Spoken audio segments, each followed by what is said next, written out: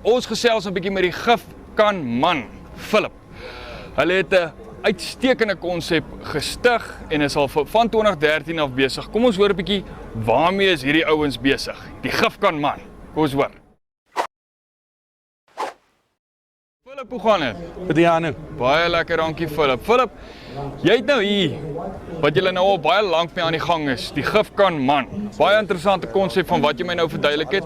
Verduidelik 'n bietjie vir die mense laat hulle ook hoor. Janu, dankie vir die geleentheid man. Ja, so wat ons doen is ons is 'n versamelaar van gifkanne by die boere.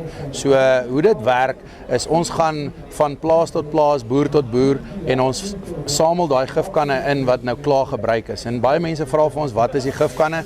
Dis basies enige plaagdoder, insekdoder, Roundup is 'n voorbeeld byvoorbeeld van 20 liter, 25 liter, 10 liter, 5 liter, 1 liter kanne wat opgaar op die plaas en dan herverwerk ons dit. So ons is die eintlike eindverbruiker van die materiaal. So ons maak weer nuwe materiaal af van in ons fabriek in Pretoria. Okay, gee ons nou 'n idee Philip, as jy hom nou van die boer af kry, wat maak julle, watse produkte maak julle dan met hom? Wat doen julle met hom? Dis hy, so daar's nog 'n baie interessante proses daarin en is 'n belangrike ding om ook te verstaan. So wat gebeur is die boer is dan verantwoordelik om vir ons dit 3 keer uit te spoel, gate in te sny, proppe te verwyder en so.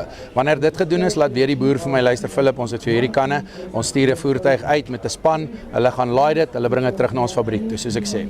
Die proses wat daarna volg is ons was hom dan weer. So hy word weer 2 of 3 keer gewas in ons proses. Hy word fyn gekap en hy word dan in 'n nuwe materiaal omskep deur extrusion is die proses wat ons gebruik.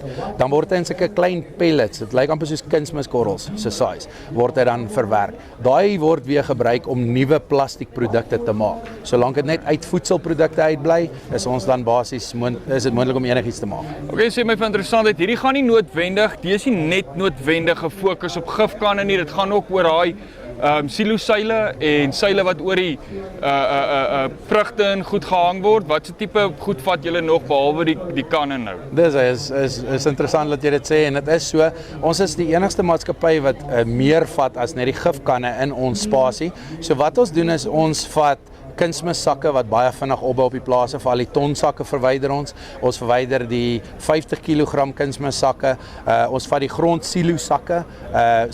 Sommige kere is daar ook van daai silage bags, kuilvoer plastiek. So ons verwyder al daai ook vir die boer sodat dit nie in die brandgat opeindig nie. So ja. Okay, vir interessantheid nou Philip, wanneer weet 'n boer nou, luister ek het nou genoeg, ek kan vir Philip bel, want hy kan jy nie, obviously kan jy nou nie net uitry vir een kan nie.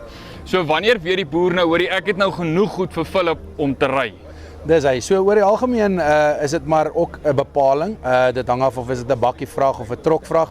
Bakkievraagte is so tussen 50 en 200 kanne afhangende van en dit kan opgaan tot 750 kanne.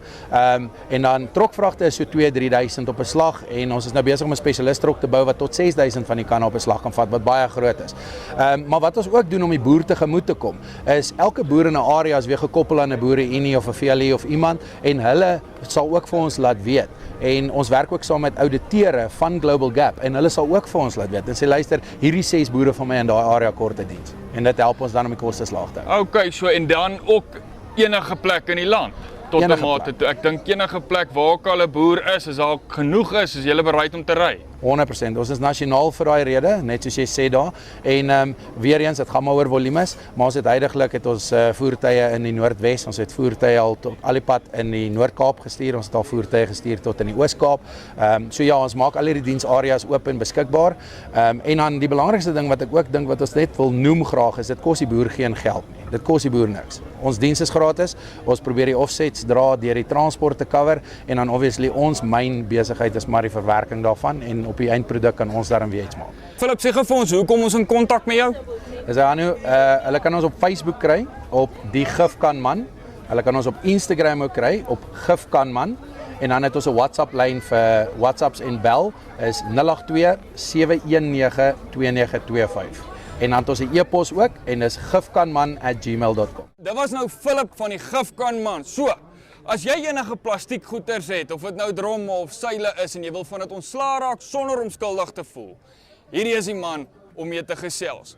Kom met hom in kontak en dan hoor jy 'n bietjie wat kan hulle vir jou doen met jou plastiek goedjies op jou plaas. Ek is Hanu van Farm Spice. Lekker dag.